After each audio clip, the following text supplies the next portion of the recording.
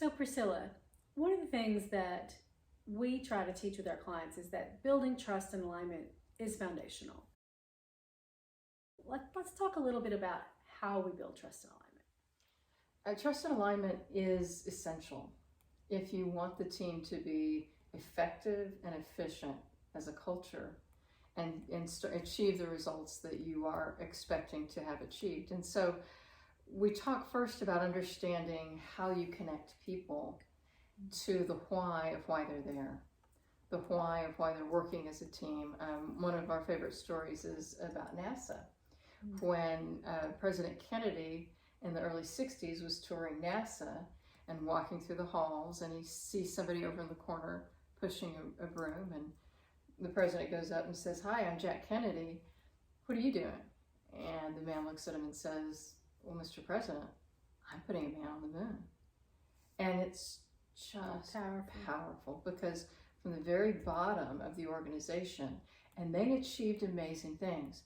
A technology that had never been invented, engineers that had never dealt with the absence of gravity and the presence of a vacuum in space. All of these elements had to be figured out, and they did it. And they did it as a team, but they also did it with a greater purpose. And so that alignment is essential to get everybody rowing in the same direction, if you will.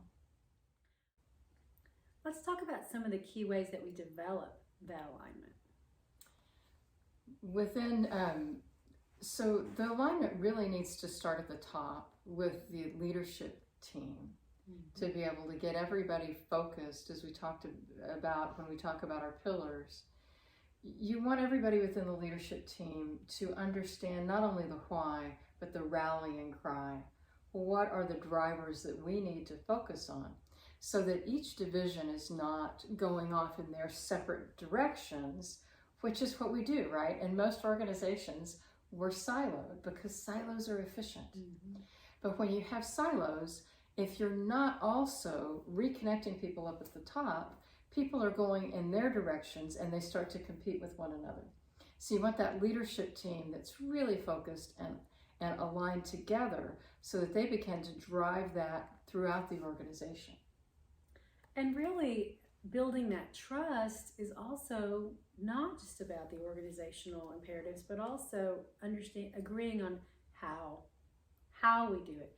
I remember we sat down, gosh, it was probably a year and a half now, where we were in Austin with a team, and we were talking about their values, and they had their values that were very strong throughout their organization. But when we asked them to identify the stories that represent those values, that blew our socks off. It gave legs to the whole concept. It put it into action, and it blew their socks off when they started realizing, oh wow, we do live our values, and here's an example of somebody who did it, and here's another one, and they begin to see it in each other. And that was the power of the moment of understanding this is how we do it. And we spent the time to almost intentionally bring to life, unearth, and then bring to life their stories, their unique stories that exemplified their values and their why. Why is it important that they do what they do and how they do it? So that the leadership team could share to any group, any individual team member could share with any group, a pocket of employees, that story, and it would communicate well what we're doing and why. And it telegraphs it throughout the organization and actually begins to create a culture of lore or stories or legends that are real, but that show this is the example that we all expect to follow. That's right.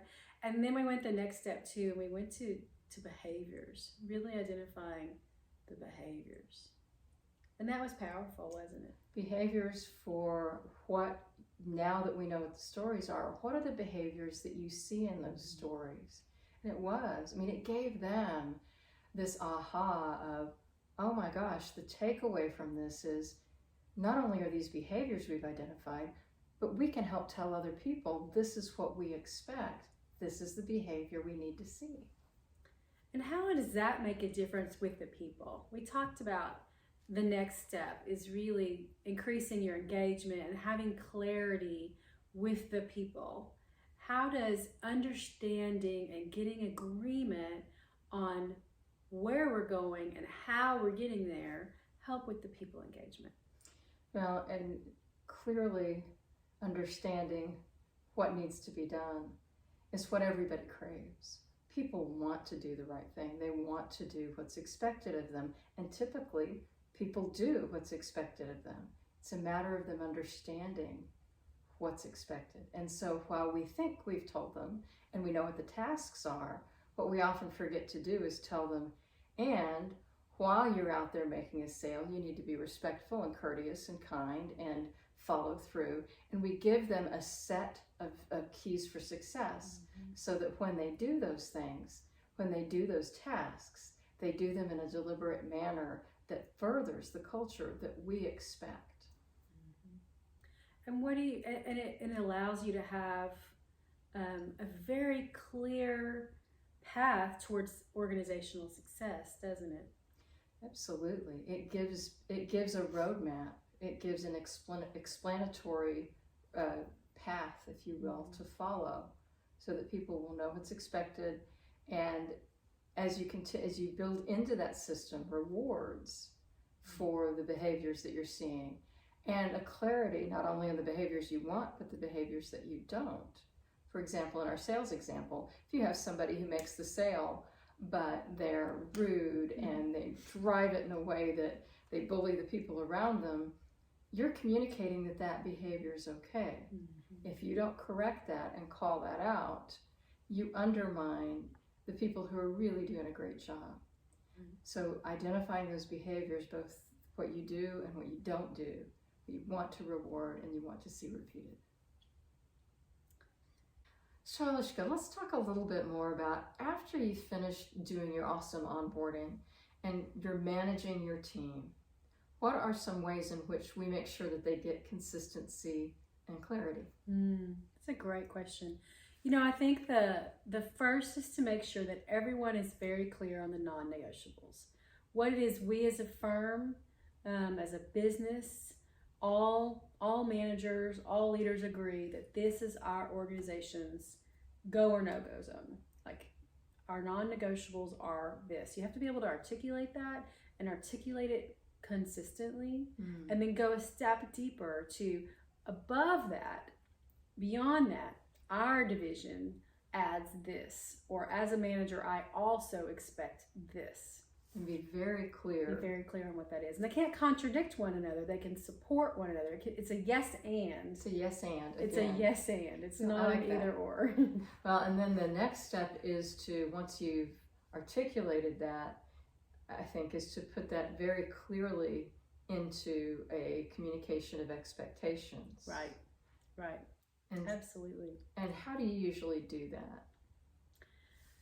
Well, I like to communicate my expectations personally as I lead, through both written form and in a personal way. I like to do it throughout my onboarding, to do it as I redirect and reinforce behaviors.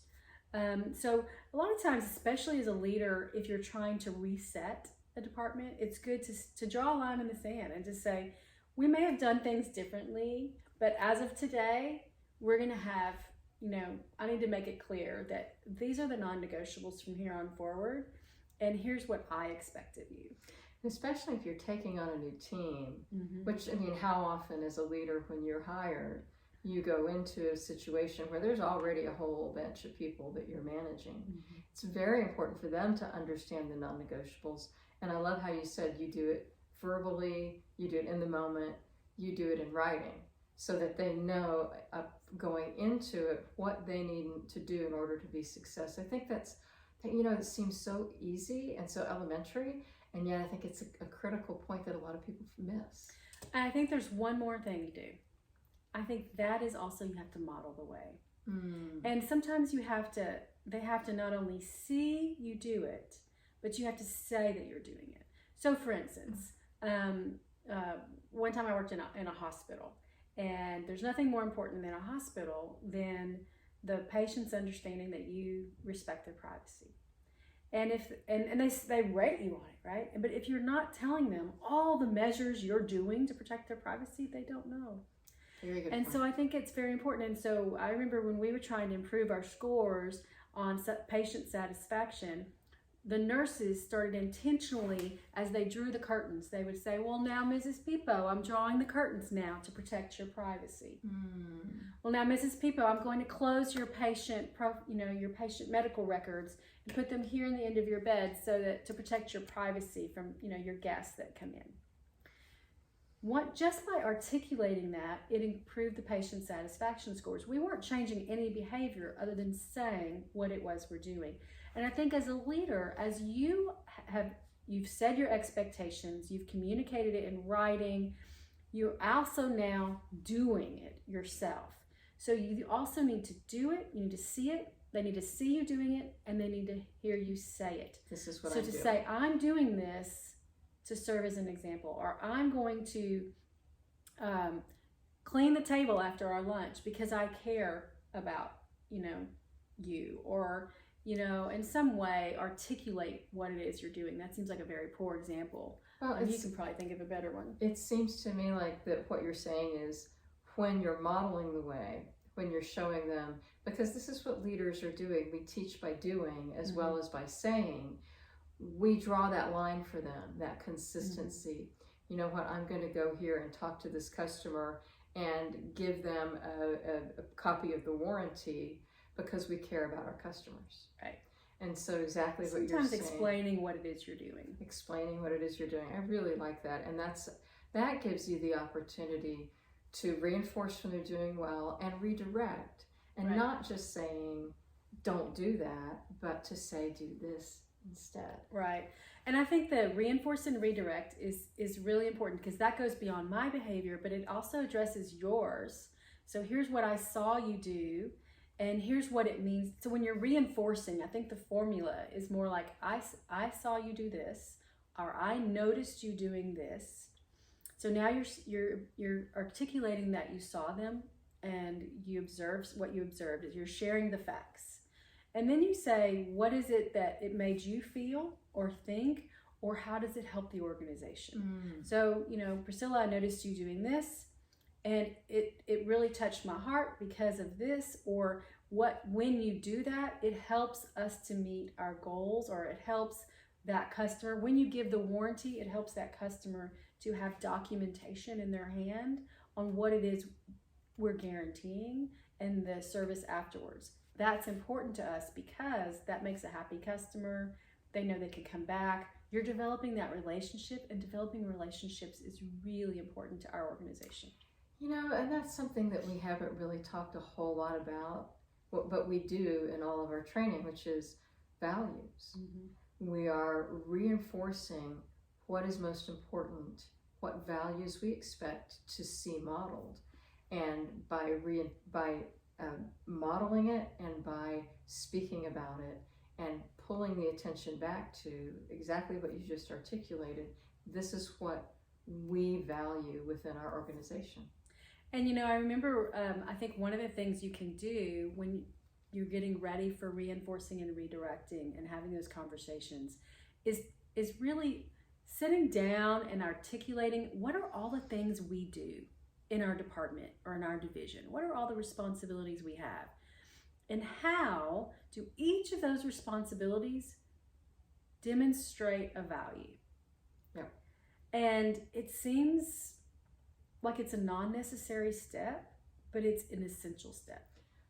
I think that it is more than essential. I think that if you don't do that, you can't be intentional with your culture. And the values that you are, and this is one of the things, the organizations that really get this, the deliberately developmental organizations, are able to go truly deeper in terms of driving results because they're affecting behaviors that are based on values. Right. Absolutely. Powerful. So articulating everything we do and how that relates to our values and the behaviors that we hold dear, and then reinforcing and redirecting those. So when we say reinforce, that someone did something good, and you're acknowledging that you saw it, you observed it, and why it was important.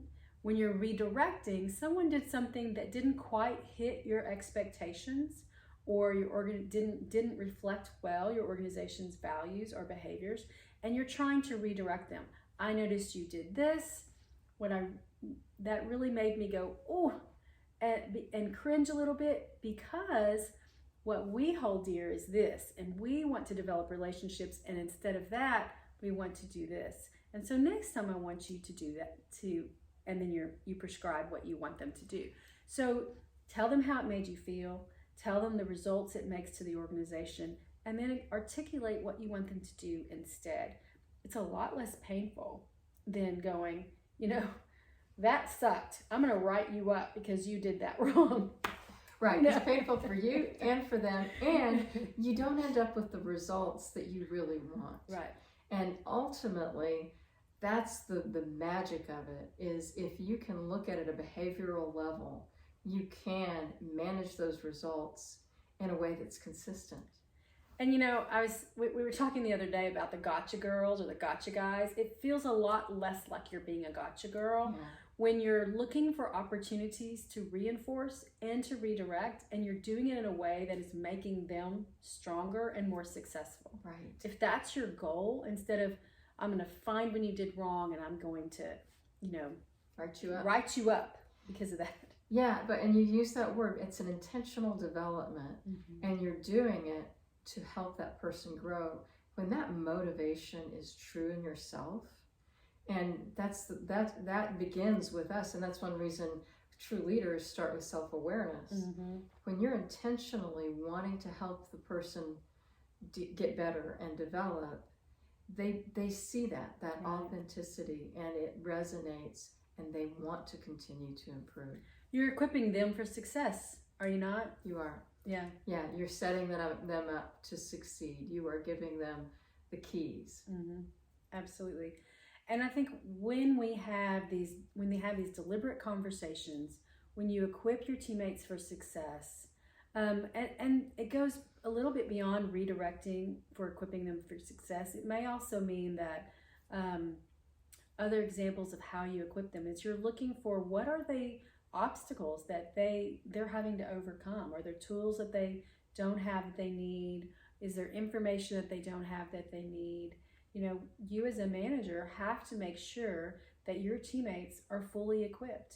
They're ready to go out and be successful. You've given them the full armor of all the tools and equipment that they need.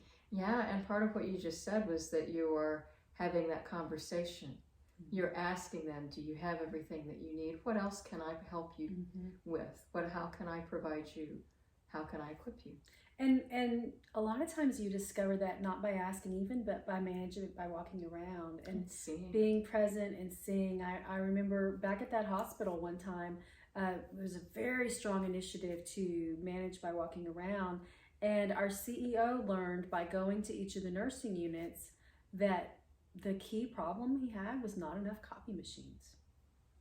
That the nurses were having to go up a story and to a different floor to a copy machine to copy the doctor's orders. Is obviously before we had the electronic medical record like we do today, but that was the solution that he identified. And once he did that, he better equipped them to be able to see more patients, provide better care. And so sometimes having curiosity while you're walking around and observing your teammates, asking questions, helps you to discover the small tweaks you can do that can really help equip your team. Yeah, and at the end of the day, when you do these things, you find that the results are better. They're more consistent. They're more consistent with what it is that you would like to see happen and the organization needs.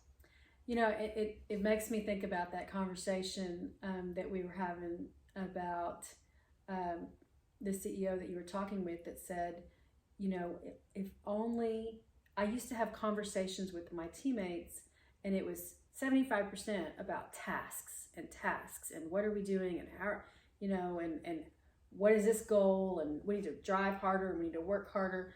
And now it's only 25% about tasks, and 75% is more about the how, develop the behaviors, the Right. values, and the whys. whys. Why is it that things are working this way? Why are you going in this direction? Mm-hmm. When he shifted his perspective to how I develop my leaders instead of trying to help them do the tasks. And truly, a CEO's job should only be about 3% of doing tasks with people. It's about development of the people that work for them.